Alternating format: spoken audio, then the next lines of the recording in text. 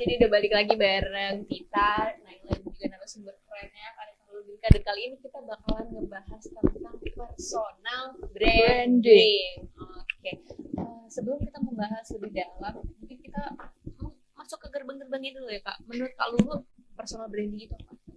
Personal branding itu kalau menurut aku pribadi adalah bagaimana caranya kita ingin dilihat sama audiens ataupun khalayak gitu.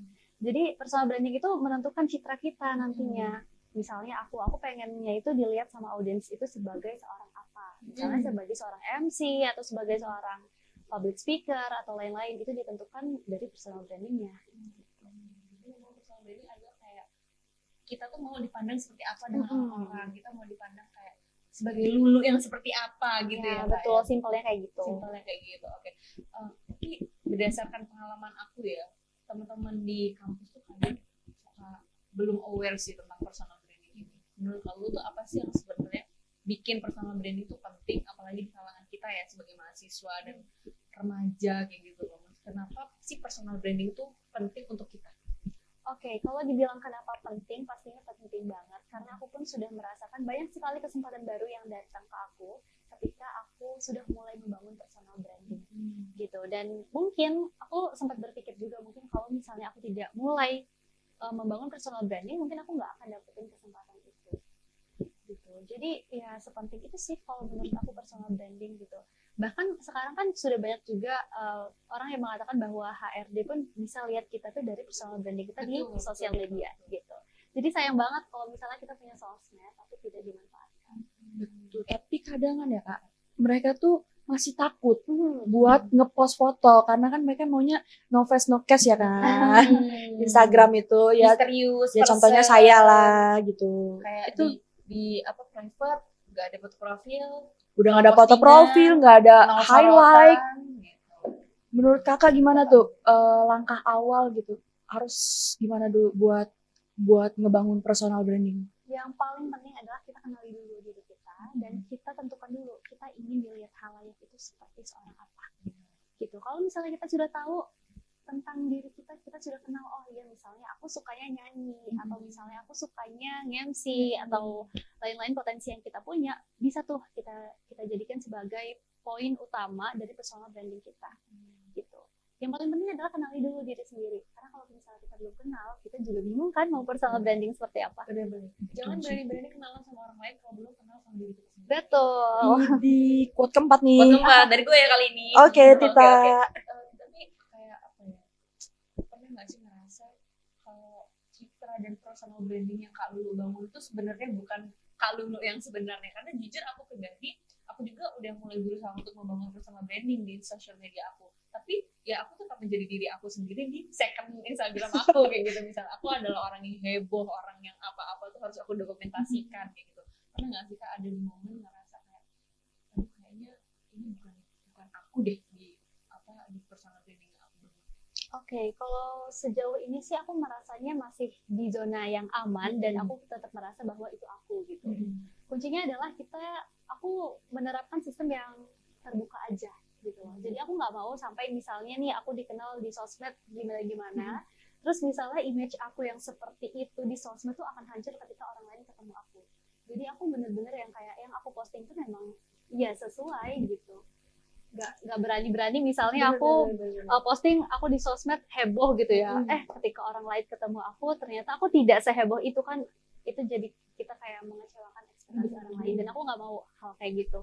Jadi aku benar-benar posting yang memang sesuai kenyataan dan yang aku nyaman juga. Sebenarnya lu punya second Instagram kan? Punya sebenarnya ya kita juga sebenarnya sering ngepost ya, tapi masih di second, masih malu gitu Kak buat ngepost di first. Kita terlalu mendengarkan omongan orang. Betul.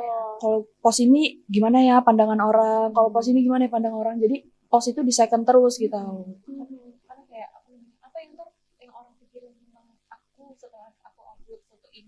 Padahal sebenarnya kita terlalu mikir, orang mikir ini, mikir positif, mikir negatif, padahal hampir seluruh orang itu nggak peduli sebenarnya. Betul. Kayak. Kadang tuh kayak ya sudah kan cuma lewat aja, oh iya lu ngepost ini skip gitu kan, lebih ke situ gitu.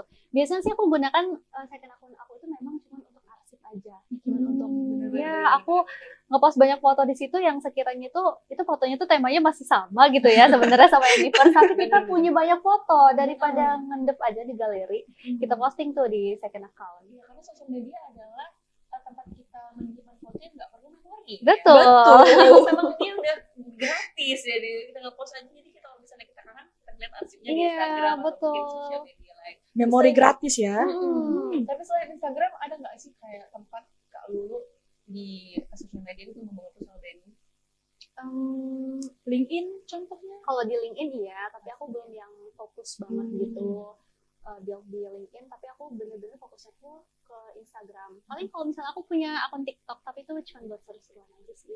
Konten-kontennya tuh lebih ke konten yang santai aja. Mungkin nanti gitu. kita selesai ini bisa buat konten Boleh, TikTok boleh. juga, boleh? Boleh. Yang gini-gini? Enggak. Bukan ya. Ya siapa tahu kan bisa ya kita konten juga, karena itu adalah mungkin di tengah hiruk pikuk kegiatannya Kak Lulu yang padat, itu adalah cara untuk merefresh ya Kak. Betul. Butuh enjoy diri. Selain itu ada nggak sih kayak ngerasa kayak aduh untuk banget sama kegiatan aku yang MC, menjadi mentor, pokoknya yang berkaitan tentang ini, cara Kak Lulu buat nge-refresh otak itu gimana Kak? Simpel aja, satu cara dari aku adalah tidur. Wow. Introvert abis ini adalah. Tapi pernah di titik itu Kak kayak udah banyak kegiatan tapi ada di titik kayak capek gitu, Pernah sih, dan ya kalau misalnya aku kan emang tadi basicnya tuh introvert ya sebenarnya. Jadi kalau misalnya sudah full nih dari pagi sampai sore interaksi sama orang banyak, otomatis energinya kita habis dong, Habis social banget, butterfly-nya tuh bener, habis bener. gitu kan ya. Nah itu aku pasti kayak sempetin untuk tidur. Tapi ya insya Allah tidur itu menjadi salah satu jalan aku buat recharge energi. Jadi setelah bangun tidur sudah siap lagi menghadapi dunia dan bangun tidur langsung oke guys gitu. Oke guys. Oke Jadi guys. kita harus ngasih waktu kita untuk recharge itu tadi ya Kak. Betul, karena sebenarnya aku kan as a mentor juga, jadi banyak banget ada beberapa siswa tuh yang bilang kayaknya tuh aku introvert gitu, kayak nggak bisa deh Kak bicara di depan publik karena introvert gitu. Padahal sebenarnya aku pun introvert gitu. Betul. Gak apa-apa, yang penting itu kita tahu bagaimana cara kita mengatasi itu semua. Dan ya seperti yang Kak Lulu bilang tadi, ya kita mau jadi yang seperti apa gitu kan. Karena membangun personal branding sebagai seorang introvert juga no problem gitu ya. Karena memang semua orang punya kesempatan untuk membangun personal branding menurut versinya masing-masing. Kayak gitu. Jadi tergantung kita mau kayak gimana. Oh, kita mau membentuk personal branding seperti apa. Kita mau jadi orang yang kayak gimana. Dan mau dipandang seperti apa juga kitanya. Betul. Tapi kalau misalnya kita pasti kita nggak akan lepas dari pandangan dulu ya Kak. Betul. Jadi selain kita benar-benar harus berterima, ada nggak sih kadang yang bikin head comment ya, mungkin head comment atau apa kalau lu tuh ngerasa ini gue kayak gini ya, atau mungkin pas lagi habis MC ataupun nge-mentor gitu, gue salah nggak ya? Pernah overthinking sampai rumah kayak pusing banget gitu. Gue salah deh kayaknya. Atau diambil benar-benar diserap semuanya atau gimana Kak? Oke, biasanya sih aku kalau misalnya ada di posisi yang lagi overthinking, aku selalu cari tempat cerita. Makanya aku sering banget kalau misalnya aku ngejob atau aku kemana gitu ya, aku sering banget bawa seseorang gitu buat temenin aku. Entah itu dia buat ngontenin aku atau apapun, tapi dia ada di situ dan aku bisa minta feedback juga. Pantesan bawa orang gitu. Bawa kamera? Enggak. Gitu, dan ya harapannya tuh ke overthinking kita tuh bisa ditenangkan lah sama orang. Karena kan udah saling kenal, udah nyaman. betul. Jadi mau Betul. ngomong Jadi- tuh enak gitu. Iya, biasanya sih kayak gitu. Aku selalu. Kita cuma butuh ini ya, butuh tempat untuk bercerita ya Kak ya. Betul. Cuma butuh tempat didengarkan. Dan juga kita tuh kadang selalu butuh validasi apakah pikiran kita tuh benar atau enggak. Kadang tuh kita yang Banget. overthinking, kita yang ngejudge diri kita tadi jelek deh kayaknya gitu kan ya. Nah, terus kita pasti butuh tempat untuk memvalidasi, tadi gue jelek nggak sih MC-nya atau bawainnya. Terus ini kalau tapi misalnya nih, Mm-mm. kalau misalnya kita minta saran, tapi gue jelek gak ya? Terus nanti misalnya kayak gue nanya ke lo nih kayak, tadi gue jelek gak ya? Terus Enggak, jawab, bagus. jelek. Kayak gitu gimana kak kalau misalnya gitu di? Iya emang Ya, jelek bisa- kayak gitu. Ya beneran diomongnya, iya beneran jelek gitu. Jelek kayak gitu Itu gimana? gimana Kak? kakak nganggapnya, oh ini mah jok lagi ini mah. Atau gimana tuh, Kak? Oke, yang pertama adalah pastikan orang yang kita bawa itu orang yang suportif sama Bener, kita. bener. Itu kuncinya. Enggak ya kamu. Gitu. Bener-bener. Jadi kita harus bawa orang yang memang suportif sama kita gitu. Aku kadang tuh emang ada yang sering aku bawa partner aku juga gitu. Oh gitu Dan Kak. dia- Jadi kita emang harus bawa support system. Iya, Oh gitu betul, Kak. Jadi kita bisa semangat dan kita bisa minta feedback dari beliau ini yang tadi aku kurangnya apa ya. Lebih ke situ mungkin. Kita udah ada support system? Alhamdulillah. Jadi memang kita dapat kritik pun tetap membangun ya Kak. Iya, betul. Meskipun faktanya misalnya kita tanya, aku jelek nggak ya? Ya beneran meskipun itu benar, tapi kita dapatnya tuh kayak yang enggak kok, cuma kerang ini aja. atau gimana. Ada solusinya, Ada dikasih solusinya. solusinya kitanya. Nggak cuma dia jelek kayak gitu. Kalau kayak gitu kan Langsung down ya, Say? menjatuhkan ya. Itu Iya, adalah poin betul, penting betul. dari punya apa lingkungan yang benar-benar sehat. Ya, Iya. makanya di awal tadi kan sempat aku sampaikan juga bahwa yang utama adalah Lingkungan. lingkungan. Oke, tapi kadang tuh ada sih Kak momen mungkin yang dia nggak ngerasa nyaman di lingkungan yang positif itu. Kan? Jadi dengan lingkungan yang positif dia jadi nggak nyaman dan nggak jadi dirinya sendiri gitu. Ada beberapa kasus kayak gitu ya, dan mungkin ada juga teman-teman yang masih betah di lingkungan yang toksik karena mereka diterima di situ mungkin gitu ya. Jadi kayak diakui meskipun dia yang pilih hubungan yang relation yang toksik kayak gitu kan. Gimana sih biar kita tuh punya hubungan yang sehat sementara kita tuh nggak nyaman ada di orang-orang yang emang support kita. Oke, yang utama adalah kita tentukan dulu sebenarnya kita itu orangnya tuh yang gimana, frekuensi seperti apa yang kita cari gitu. Kalau misalnya kita sudah nemu gitu kan, baru tuh kita tahu tuh, oh ya kayaknya aku tuh cocoknya di lingkungan yang seperti ini, yang seperti ini, yang seperti ini. Bahkan aku juga sering dengar bahwasanya kita itu adalah cerminan dari 5 orang terdekat kita. Maka ketika kita, ini ada kaitannya juga ya dengan personal branding, ketika kita ingin dipandang sebagai seorang apa, kita tentukan dulu lingkungannya. 5 orang terdekat kita ini siapa gitu.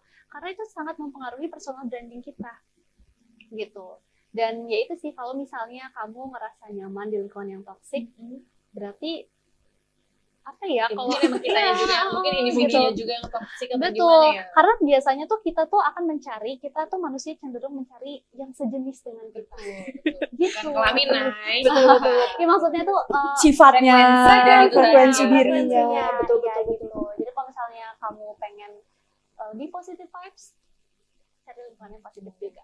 Karena itu juga kayak misalnya nih, oh naik misalnya seorang terdekatnya Kak Lulu gitu ya misalnya, oh Kak Lulu yang ini ya, ini. Jadi kita cenderung kecipratan personal branding Ya, kita dianggapnya jadinya positif lagi, lebih positif. kita yang lebih positif gitu. Kayak misalnya aku punya teman dekat, terus teman dekat aku kayak sering aku ceritakan ke orang-orang lain gitu kan, oh temennya Tita ya, berarti kamu orangnya kayak Tita juga kayak gitu. Emang itu beneran kerasa sih, karena emang apa orang-orang di sekitar kita juga, termasuk kita kalau kita punya lingkungan yang positif, kita juga akan menjadi yang positif itu tadi.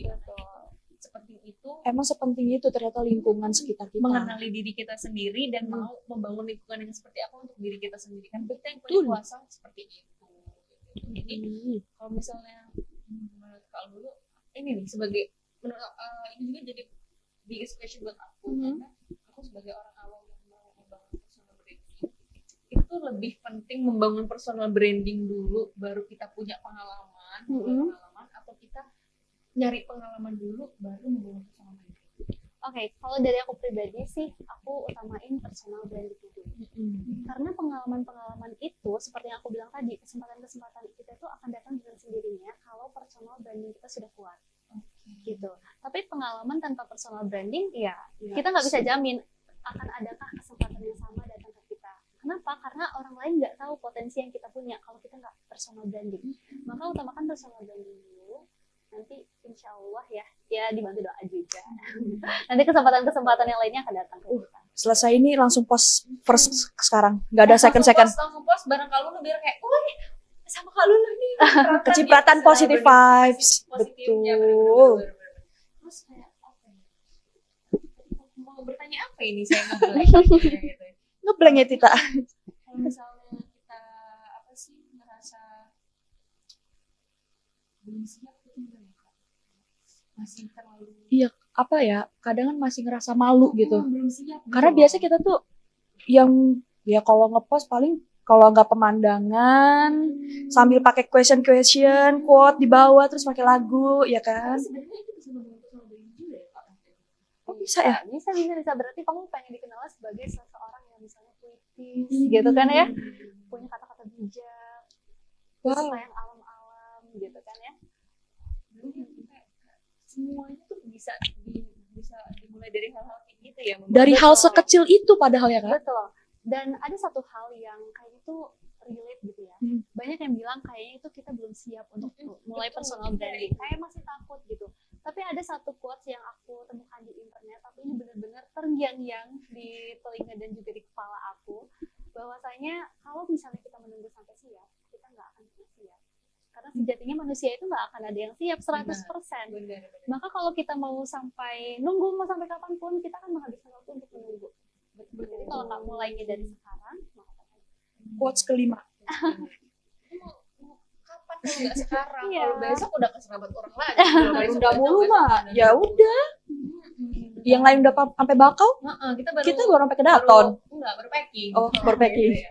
Itu dia Komers, kita udah ngebahas tentang MC udah tadi di awal dan personal branding menurut Kak Lulu, dan Betul. personal branding Kak Lulu yang sekarang itu ternyata berasal dari mindset yang positif dan lingkungan yang positif. Karena memang kita memerlukan dukungan dari orang-orang kita tuh, orang-orang di lingkungan kita juga tuh sepenting itu ya Kak, punya partner, punya teman kerja ataupun punya keluarga yang sangat mendukung, itu benar-benar sepenting itu. Betul banget. Walaupun personal branding ya bisa lah dimulai dari hal kecil ya kan kita. Gak semua harus langsung tiba-tiba besar, itu nggak mungkin. Bener banget. Jadi mulailah untuk membangun personal branding, karena emang personal branding itu sepenting itu, apalagi kita sekarang digitalisasi, orang-orang kenal kita dari digital gitu. Kalau kamu mau membangun personal branding, mulailah dari Hal social sekecil media yang pun kamu ya. punya kayak gitu. Jadi dengan begitu kamu bisa dikenal lebih jauh sama orang-orang kayak gitu. Jadi kalau kita udah ngebahas tentang MC dan juga personal branding bareng Kak Lulu, setelah ini kita bakalan main game. Wow, nggak sabar. Sebenarnya Nggak main sabar. game ini juga membuka insight kita, karena selain kita main game, kita juga bakalan share lebih lanjut sama Kak Lulu Nita. Jadi Komers, setelah ini kita bakalan main game, tetap di Takis Talk Show Anti Bokis.